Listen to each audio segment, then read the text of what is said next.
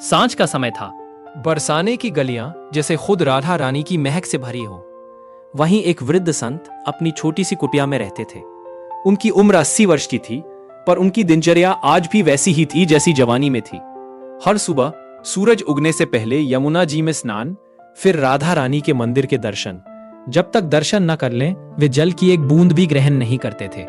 ये उनका नियम था, उनका प्रण था। उनका जीवन राधा रानी के नाम समर्पित था। एक दिन मंदिर की सीढ़ियों पर बैठे बैठे उनके मन में एक विचार आया। राधा रानी के दर्शन तो मैं रोज करता हूं, पर आज तक मैंने राधा रानी को कुछ भी अर्पण नहीं किया। लोग तो चुनरी, साड़ी, बिंदी, चूड़ियां लाते हैं, पर मैंने कभी कुछ नहीं चढ़ाया। ये सोचते ही बाबा का मन व्याकुल हो उठा। रात भर वे इसी सोच में डूबे रहे। क्या दूं अपनी लाडली राधा रानी को, जिससे वो प्रसन्न हो जाए। सुबह होते ही बाबा बाजार गए। अपने बूढ़े हाथों से उन्होंने सबसे सुंदर कपड़ा चुना और कुटिया में लौटकर अपने हाथों से राधा रानी के लिए लहंगा चुनरी सीनी। हर टांका प्रेम का था, हर गोटा भक्ति का। सिलते सिलते बाबा की आंखें भर आईं। जब राधा रानी इसे पहनेंगी तो कितनी सुंदर लगेंगी। दूसरे दिन बाबा वो लहंगा चुनरी लेकर मंदिर की सीढ़ियां चढ़ने लगे। मन में उमंग थी, चेहरे पर स्नेह की चमक। इतने में पीछे से एक मीठी आवाज आई, बाबा आज बहुत खुश लग रहे हो, क्या बात है। पीछे देखा तो एक छोटी सी बरसाने की बालिका खड़ी थी, चेहरे पर मासूम मुस्कान। बाबा बोले, लाली आज मैंने अपनी राधा रानी के लिए अपने हाथों से लहंगा चुनरी बनाई है। आज वो पहनेंगी तो मेरी राधा बहुत सुंदर लगेंगी। लाली ने कहा, बाबा दिखाओ ना कैसी बनाई है। बाबा ने मुस्कुराते हुए कपड़ा दिखाया। वो लड़की बोली, अरे बाबा, राधा रानी के पास तो बहुत सी पोशाकें हैं, ये लहंगा मुझे दे दो ना। बाबा हंस पड़े, बेटी ये तो मैंने राधा रानी के लिए बनाया है, तुम्हें मैं दूसरी दिनवा दूंगा। पर वो लाली हंसते हुए बोली, नहीं बाबा ये मुझे ही चाहिए। और जैसे ही बाबा ने दोबारा कुछ कहा, वो बालिका अचानक बाबा का दुपट्टा पकड़कर लहंगा चुनरी छीनकर भाग गई। बाबा हतप्रभ रह गए। अरे लाली सुनो तो। पर वो लड़की पल भर में भीड़ में ओझल हो गई। अब बाबा की आंखों में आंसू थे। हे राधे, मैंने सोचा था आज तुझे अपने हाथों से अर्पित करूंगा, पर वो भी मुझसे छीन गया। सीढ़ियों पर बैठकर बाबा फूट फूट कर रोने लगे। उसी समय कुछ संत वहां आए और बोले, बाबा क्या हुआ।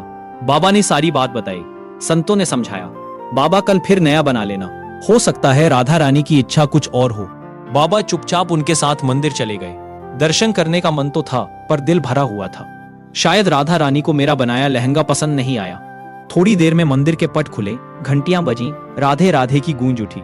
सब भक्त बोले, अरे बाबा देखो तो, आज हमारी राधा रानी कितनी सुंदर लग रही है। बाबा ने जैसे ही ऊपर देखा, उनका हृदय थम गया।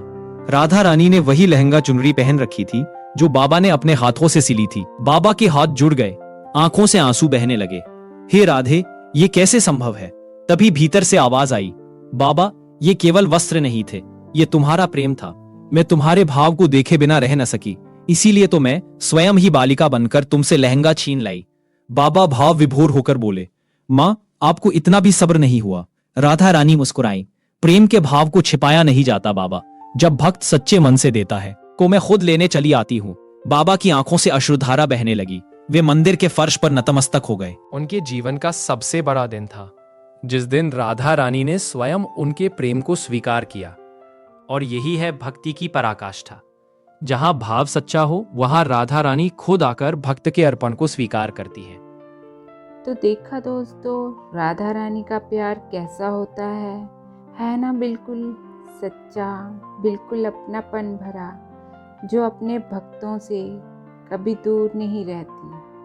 कभी कभी वो हमारी परीक्षा लेती हैं, पर जब दिल साफ होता है तो वो खुद ही आकर हमारी भावना स्वीकार कर लेती हैं। जिस छोटी सी बालिका ने बाबा से लहंगा छीन लिया था, वो कोई आम बच्ची नहीं थी, वो खुद राधा रानी थी, जो अपने भक्त के प्रेम से इतनी खुश हुई कि बालिका बनकर खुद ही वो लहंगा लेने आ गई। ये होती है सच्ची भक्ति, जहाँ शब्द नहीं, सिर्फ दिल की भावना बोलती है और भगवान खुद आकर जवाब देते हैं। अगर इस कहानी ने आपके दिल को ज़रा सा भी छू लिया हो तो नीचे कमेंट में राधे राधे ज़रूर लिखिएगा।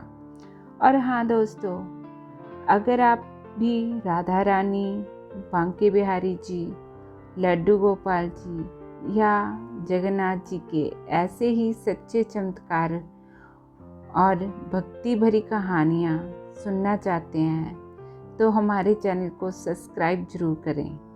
आपका लाइक और कमेंट हमारे लिए आशीर्वाद होता है राधा रानी का, जो हमें और भी सुंदर कहानियाँ लाने की ताकत देता है।